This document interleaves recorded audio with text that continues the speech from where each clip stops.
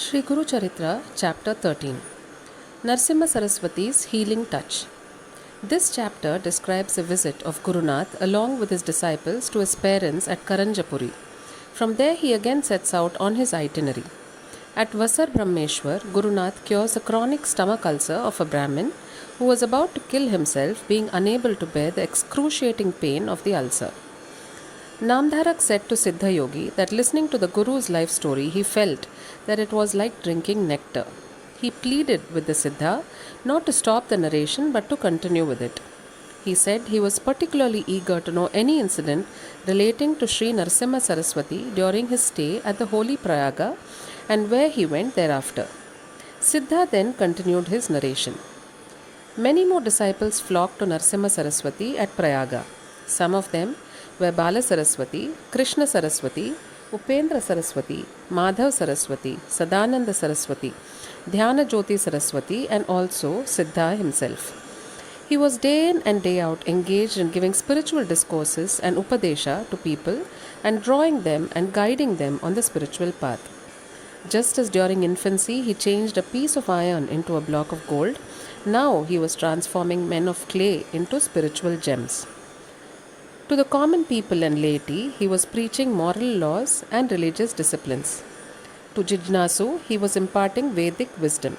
To Sadhakas, he was giving yogic instruction and guidance and spiritual enlightenment. He was himself an example unto all. His life itself, in truth, was his message. His darshan itself uplifted man ethically and spiritually. It was nearly 36 years since Narsimha Saraswati left his parental home, and his parents were anxious and pining to see him. As per the promise he made to them, he thought he should give them the joy of seeing him. He came to Karanjanagar along with his disciples. The joy of the parents knew no bounds. His mother now vividly remembered her previous life's incidents, how Sripada Srivallabha blessed her, taught her about the Shani Pradosha Puja, the performance of which found its fruition in her becoming the mother of Shri Narsimha Saraswati, who was none else but the reincarnation of Sripada Srivallabha Deva. She realized how blessed she was. Shri Narsimha Saraswati told his mother that she might not have been happy about his having taken to sannyasashrama because of her love for him. He explained to her the unique merits of sannyasashrama. He said it is a spiritual acme of life. It would besides liberate not only the one who is taken to sannyasa, but also all his ancestors for several generations. He blessed the parents, saying that they would spend their last days at the holy Kasi and would certainly attain salvation and liberation from rebirth. He further indicated that his own taking to sannyasashrama had a very special purpose, the purpose of revivifying the glory of sannyasashrama, the significance of which was getting missed by people because of the growing materialistic outlook and way of life.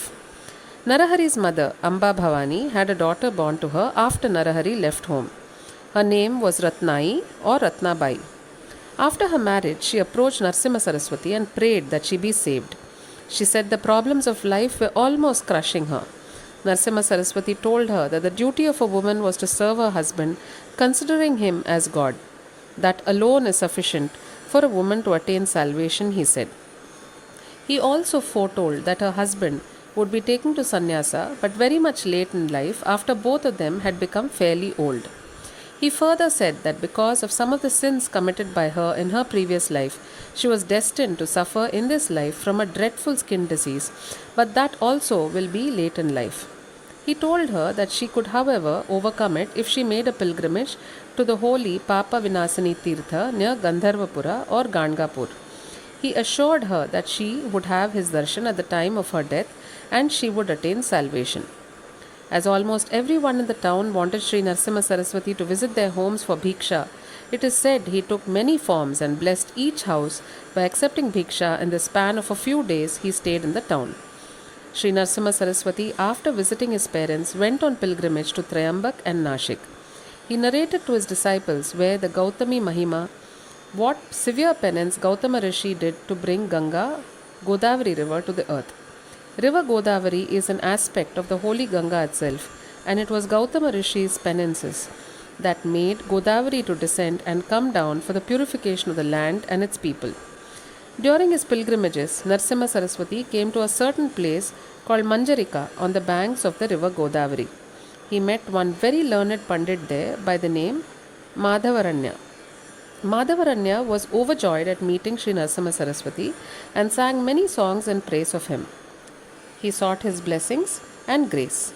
Gurunath revealed to him Vishwarupa and then advised him to always do the Manasa Puja to Lord Narsimha, the man-lion incarnation of Lord Vishnu. He said that all his earthly needs would be fulfilled by the grace of Lord Narsimha and that he would attain Brahmaloka after his death. Siddha Yogi continued narrating about the healing powers of Sri Narsimha Saraswati that could free human beings from all ailments. From Manjarika, Sri Narsimha Saraswati came to Vasar Brahmeshwar or Brahmeshwara Kshetra, which is also on the banks of river Godavari. There he saw one Brahmin near the river. The Brahmin was suffering from severe stomachache for several years. He used to get unbearable pain and it was difficult for him to take food. He was fed up with his life and decided to end his life, and for that purpose came to the river to drown himself by tying a heavy boulder around his neck. The all-knowing and omniscient Narsimha Saraswati came near him and asked him what his trouble was. The Brahmin told him about his misery and said that he would not be able to bear and put up with it any longer. Sri Narsimha Saraswati comforted him by saying that he had a panacea, a unique remedy for him, and he would be free from the ailment soon, and he was not to worry himself about it any longer. Just at the juncture, the Gramadhipati of the place, a Brahmin of Kaundinya Gotra and by the name Sayamdev, had come to the river for his bath. Seeing Sri Narsimha Saraswati, Sayamdev was overjoyed and he prostrated at Gurunath's feet and started singing praises of him. When Sayamdev requested him to come to his house for food, Gurunath told him to invite the ailing Brahmin also for food. Sayamdev said he was afraid that the Brahmin might die if he fed him and he would then incur the Brahmahatya dosha. He has hardly taken food yesterday and he is almost in death pangs now. Any food is almost like poison for that poor Brahmin, commented Sayamdev, thus expressing his apprehensions for inviting the Brahmin also for food. Gurunath told him that he need not have any such apprehensions any longer.